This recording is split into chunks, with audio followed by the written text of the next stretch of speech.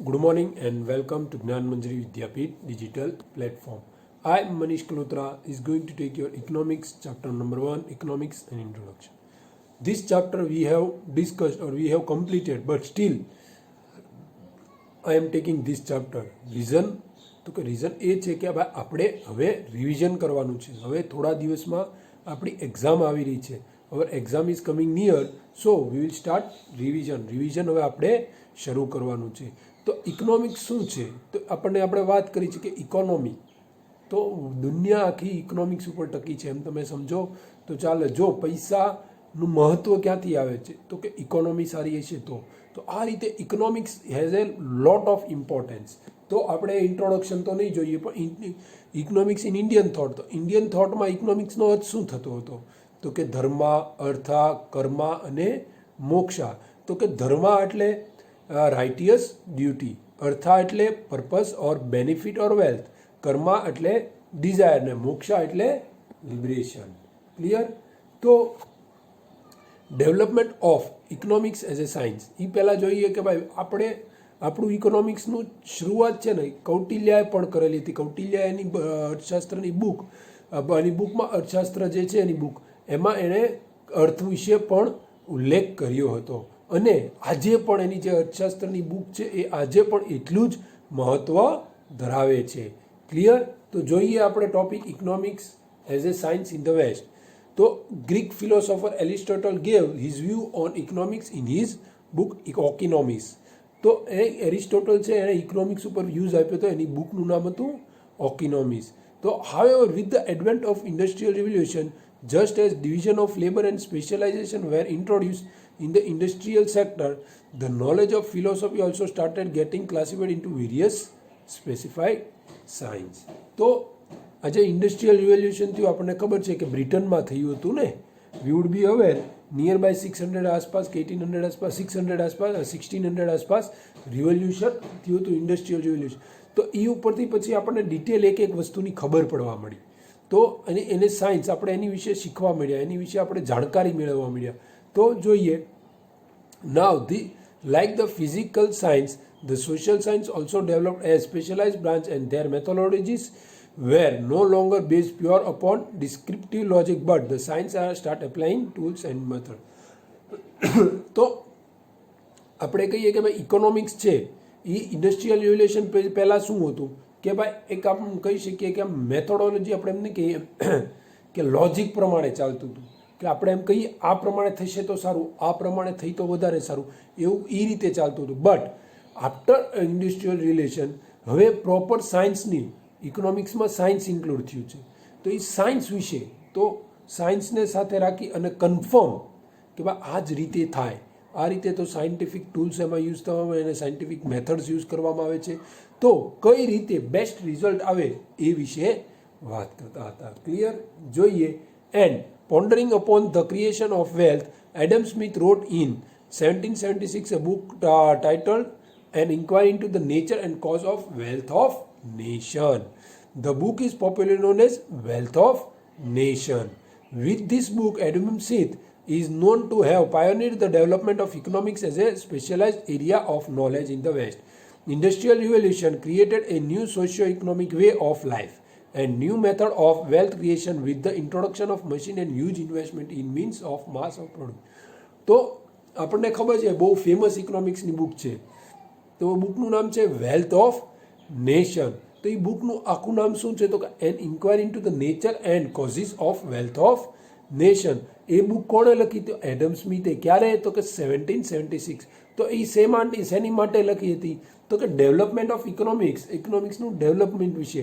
એમાં પણ વેસ્ટમાં આખું જે ઇન્ડસ્ટ્રીયલ રિવોલ્યુશન થયું એ બ્રિટનમાં ને તો ત્યાં આખો સોશિયો ઇકોનોમિક એટમોસ્ફિયર જ આપણે એમ કંઈ ચેન્જ થઈ ગયો. પહેલાં વ્યૂ આખો ઇકોનોમિક્સનો અલગ હતો, હવે ઇકોનોમિક્સનો વ્યૂ આખો અલગ થઈ ગયો. તો એ અલગ વ્યૂથી વાત કરીએ તો આજે અહીંયા શું કહે છે કે ભાઈ એડમ સ્મિથ કહે છે કે હેવી મશીનરીઝ ઇન્વેસ્ટમેન્ટ થવું જોઈએ, પછી મશીનરી પ્રોડક્શન ઉપર ફોકસ હોવો જોઈએ, ન્યૂ મેથડ્સ હોવી જોઈએ, તો સોશિયો ઇકોનોમિક વે હોવો જોઈએ. તો આ બધી વસ્તુ ઉપર ફોકસ વધારે કરવાનો હોય છે. ક્લિયર? તો જોઈએ definition of economics by Adam Smith. Economics is the study of the nature and cause of wealth of nation. તો ઇકોનોમિક્સ શું છે? તો કે study of nature and cause of wealth of nation. તો વેલ્થ ઓફ નેશન જે છે એટલે કે આપણી મિલકત, ભારતની આપણે દેશની મિલકત હોય તો એની નેચર અને કોઝ વિશે જાણવાનું છે. બીજું શું કહે છે આલ્ફ્રેડ માર્શલ? તો કે principle of economics published in 1890, Alfred Marshall defines economics is the study of mankind in the ordinary business of life. It implies that in everyday life people usually seek material well-being. તો શું કહે છે કે principle of economics તો in 1890માં Alfred marshal defines એમાં બુકમાં શું કહે છે? તો economics is the study of mankind in the ordinary business of life. તો મેનકાઇન્ડ આપણી માણસોની બિઝનેસ લાઈફ વિશે સ્ટડી કરે છે, જાણકારી મેળવે છે. ઇકોનોમિક્સનું કામ શું છે?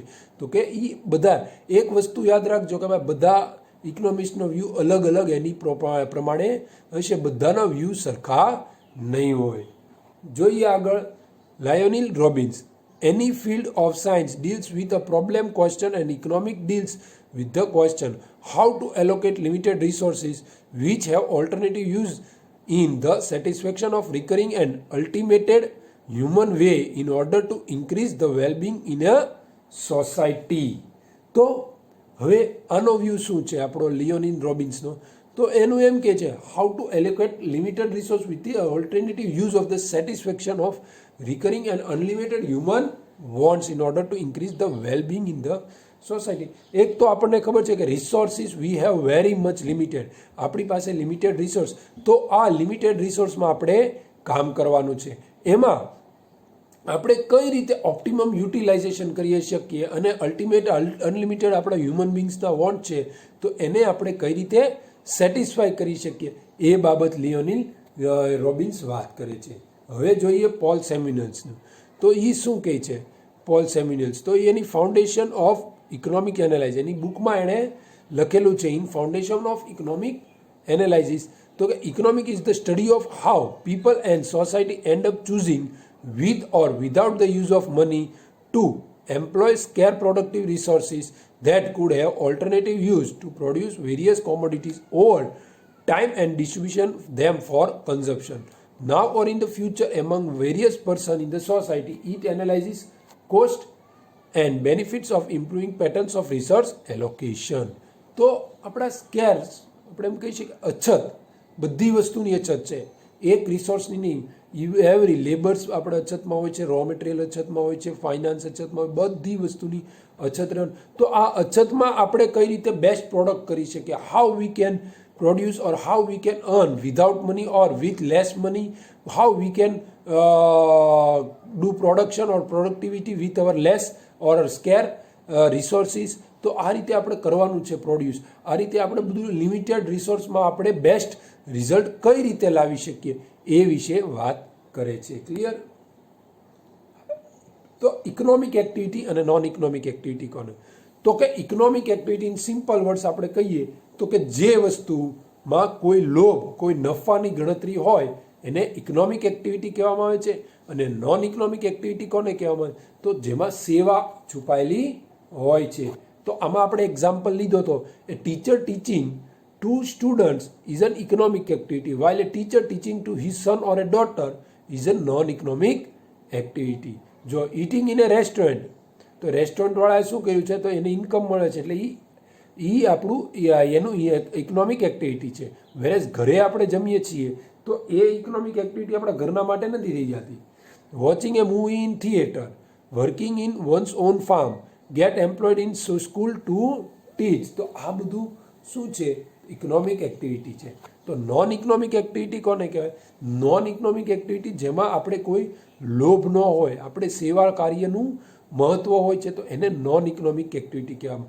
નોન ઇકોનોમિક એક્ટિવિટીમાં આપણે ચેરિટી એક્ટિવિટી ગણી શકીએ છીએ, લવ, અફેક્શન, કમ્પેન્શન. તો મેં વાત કરીએ teacher teaching to his son or a daughter, તો એ એક ભાવના છે. એક માતા કે પિતા એના બાળકોને ભણાવે છે તો એમાં કોઈ લોભ ન હોય, એમાં ખાલી એક જ લોભ હોય કે એનું બાળક આગળ આવે. તો એ રીતે એમાં એને નોન ઇકોનોમિક એક્ટિવિટી કહેવામાં આવે છે. હવે જોઈએ micro and macro economics. We will talk about micro and macro economics. તો માઇક્રો ઇકોનોમિક્સ શું છે? તો micro economics is the study or analyze of individual units of the economy. It studies the rational behavior of individual units. તો એ સીમિત એક individual વિશે જ individual units of economy, કોઈ ઇન્ડિવિડ્યુઅલ સેક્ટર હોય છે, આપણે એમ કહી શકીએ ઇકોનોમીનું કોઈ સેક્ટર હોય તો એ ઇન્ડિવિડ્યુઅલ યુનિટ્સમાં વિશે જે રેશનલ બિહેવિયર કે સ્ટડી કરતું હોય એને micro economic. Micro economic studies the behaviour of individual units of the economy and micro economic analyse use is the principle of marginalization to analyze how individual units make decision. તો એ individual level ઉપર આખી વાત હોઈ જતી હોય. Individual behaviour ભણે છે, ભણાવ જોવે છે, ઇન્ડિવિડ્યુઅલ એનાલાઇઝ કરે છે ઇકોનોમીનું, એનું આ માર્જિનલાઇઝ કરે અને એનું ડિસિઝન કઈ રીતે લે છે એ વિશે વાત કરે છે. તો આ હતું આપણું માઇક્રો ઇકોનોમિક્સ. અને મેક્રો ઇકોનોમિક્સ શું છે જોઈએ. Macro analysis, economic analysis has helped to give principle for resource management to increase national income, reduce unemployment, poverty, inflation and so on. હવે માઇક્રો હતું એ સીમિત હતું, એક કોઈ પર્ટિક્યુલર ઇન્ડિવિડ્યુઅલ યુનિટ માટે ઇકોનોમીના હતું એની પૂરતી હતું. બટ મેક્રો ઇકોનોમિક્સ છે એનું શું છે તો એ ઓલ ઓવર એક આખો સેક્ટર આપણે એમ કહી શકીએ નેશનલ ઇન્કમ વિશે વાત કરે છે, રિડ્યુસિંગ અનએમ્પ્લોયમેન્ટ, પોવર્ટી, ઇન્ફ્લેશન, એ આખા ઉપર વાત કરતા હોય છે. ક્લિયર? તો એ હતું મેક્રો ઇકોનોમિક્સ.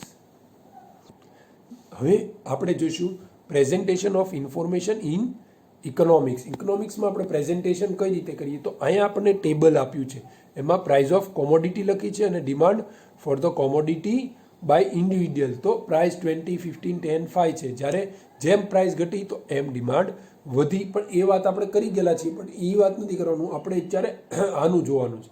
તો આમાં આ રીતે આપણે જે ટેબલ બનાવ્યું છે, અહીંયા આપણે ડાયાગ્રામ છે તો એ ડાયાગ્રામને આપણે ધ્યાનમાં રાખશું.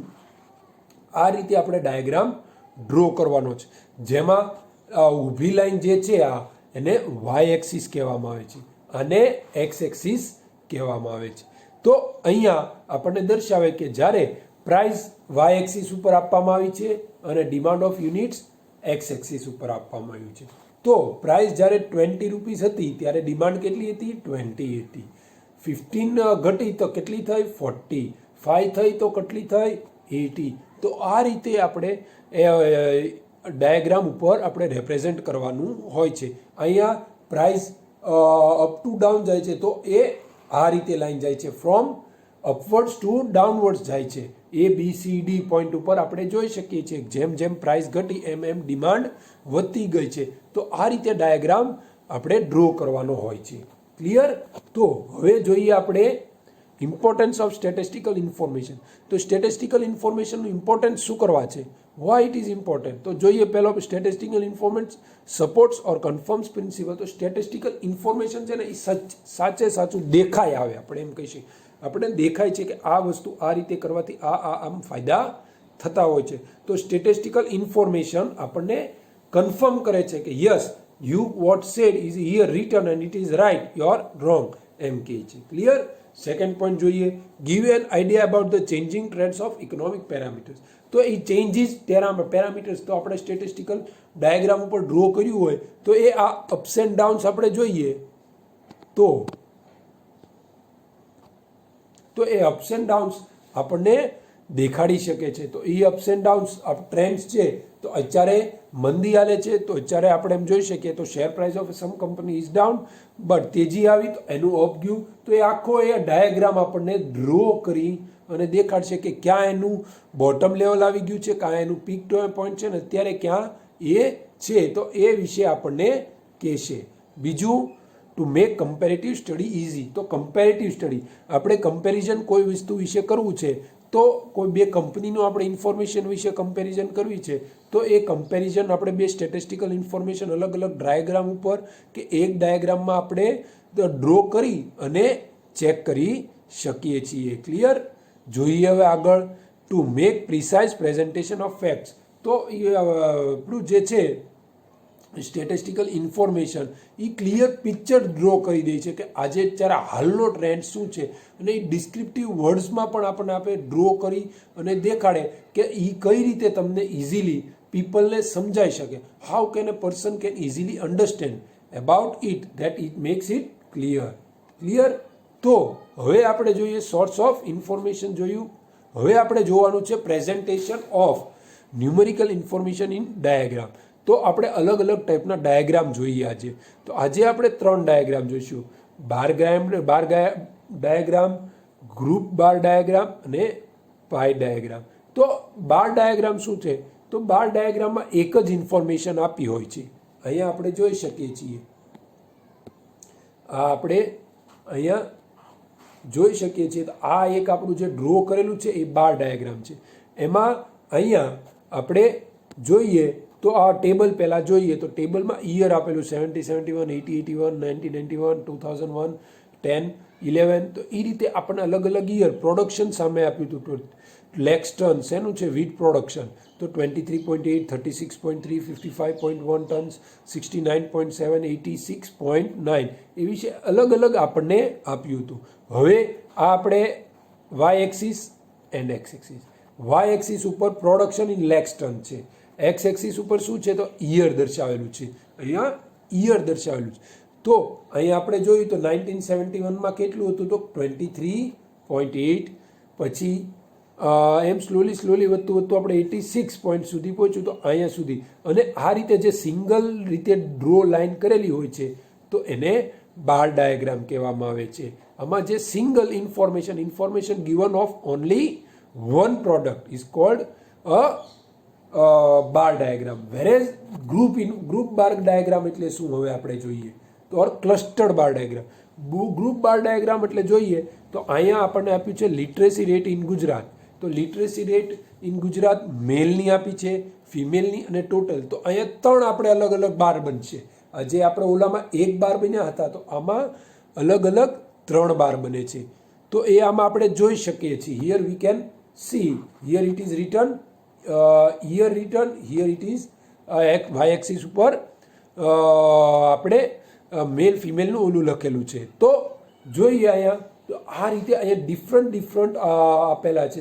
Here one it is of male, it is of female and it is total. Male, female, total, male, female, total. તો આ રીતે અલગ અલગ બાર આપેલા છે. જે બારને આપણે ગ્રુપ બાર ડાયાગ્રામ કહી શકીએ અથવા ક્લસ્ટર્ડ બાર ડાયાગ્રામ અને આપણે કહી શકીએ છીએ. ક્લિયર?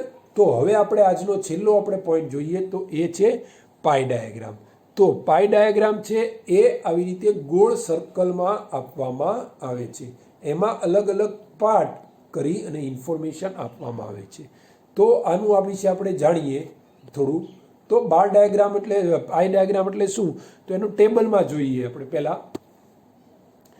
તો ટેબલ અહીંયા આપણે આપેલું છે. એગ્રીકલ્ચર સેક્ટર, ઇન્ડસ્ટ્રી અને સર્વિસ સેક્ટર્સ આપેલા છે. તો 3 સેક્ટર્સ.